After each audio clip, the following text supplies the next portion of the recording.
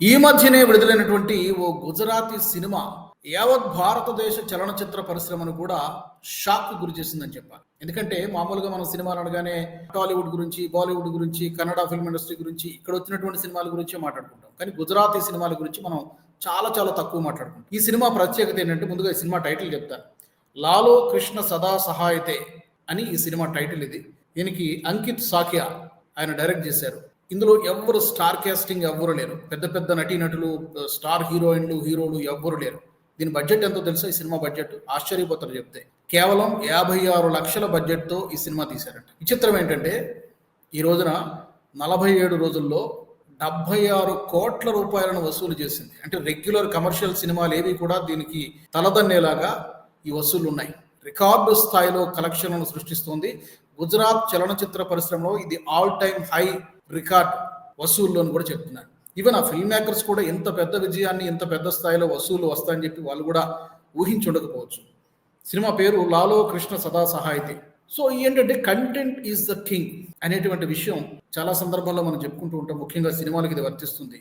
అది చిన్న సినిమానా, పెద్ద సినిమానా, స్టార్ కాస్టింగ్ ఉందా లేదా, కోట్లాది రూపాయల బడ్జెట్ పెట్టారా లేదా, మనం 50 లక్షలతో తీసామా లేకపోతే 50 కోట్లతో తీసామా, 100 కోట్లు పెట్టామనేది ప్రేక్షకుడికి అవసరం లేదు. మనం చూపించినటువంటి కంటెంట్ ఆసక్తికరంగా ఉందా లేదా అనేది మాత్రమే ప్రేక్షకుడు గమనిస్తాడు.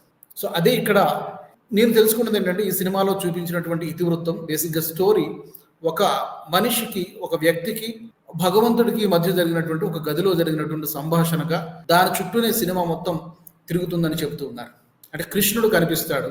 ఒక మనిషి ఈ మాయా ప్రపంచంలో పడి, ఈ బంధాలలో పడి ఏ విధంగా తన జీవిత లక్ష్యాన్ని మర్చిపోతూ ఉన్నాడు. అలాంటి సమయంలో భగవంతుడు ప్రత్యక్షమై తన యొక్క లక్ష్యం ఏంటో తనకు చెబుతాడు, ఉపదేశిస్తాడు శ్రీకృష్ణుడు.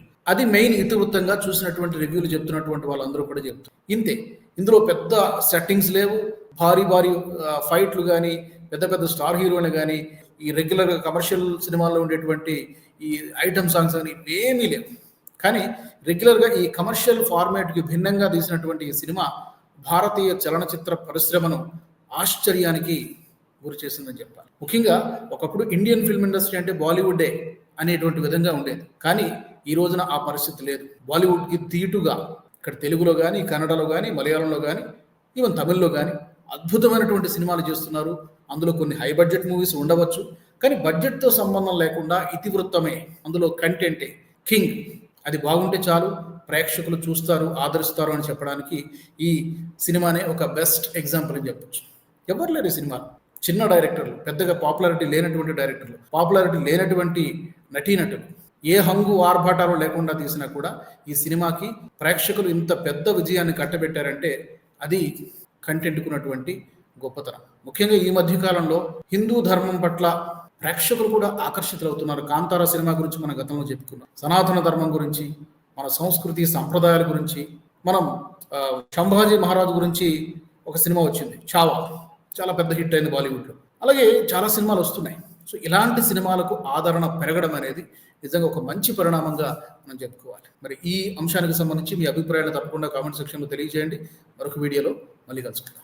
ఈ వీడియో మీకు నచ్చినట్టయితే లైక్ చేయండి, 10 మందికి షేర్ చేయండి. అలాగే కామెంట్ల రూపంలో మీ అభిప్రాయాలను మాతో పంచుకోండి. Nationalist hub group of channels ను సబ్స్క్రైబ్ చేసుకుని తెలుగునాట జాతీయవాద జర్నలిజాన్ని ప్రోత్సహించండి. ఈ వీడియో కింద ఉన్న బెల్ ఐకాన్ పై క్లిక్ చేయడం మర్చిపోవద్దు.